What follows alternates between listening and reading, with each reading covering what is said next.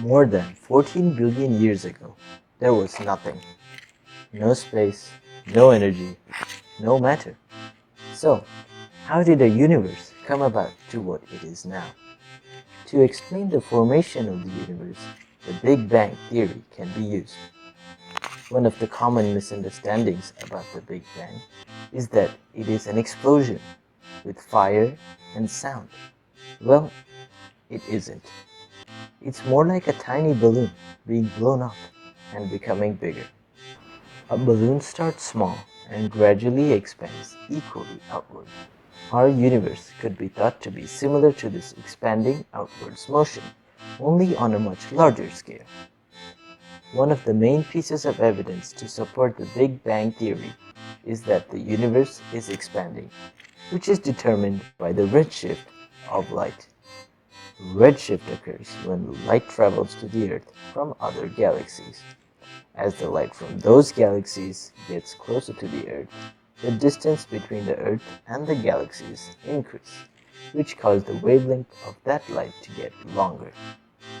This is similar to the Doppler effect of sound waves, which also happens with light waves.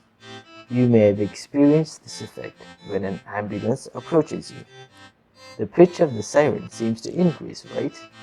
And as it moves away from you, the pitch of the siren seems to decrease. The increase and decrease of sound waves depends on the movement of the object emitting the waves relative to the person hearing them.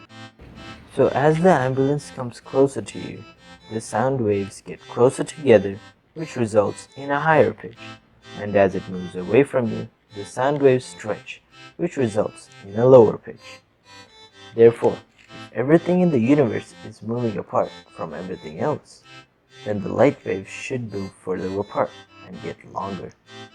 Longer wavelengths of visible light are red, and that is why it is called redshift. Redshift of light can be used to determine the speed and direction that a star is moving in, and this tells scientists that stars are not only moving away from us, they are also moving away from each other. So, if the universe is expanding, that means that the universe was smaller in the past. Then, there must have been some time when the universe was half the size of what it is now. Then a time where it was half that size, and so on. If we kept halving the size of it, we should get an infinitesimally small size, and eventually nothing. Another major finding that supports the Big Bang theory is the abundance of elements in the universe. The elements in the universe were created in one of two ways.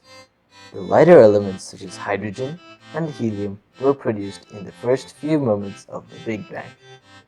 The heavier elements such as iron and magnesium formed inside stars much later on the universe's timeline. You would be thinking now, how could the universe start from nothing and be such a vast thing, where even we could be thought as tiny particles? You might also think, what would have happened before the Big Bang?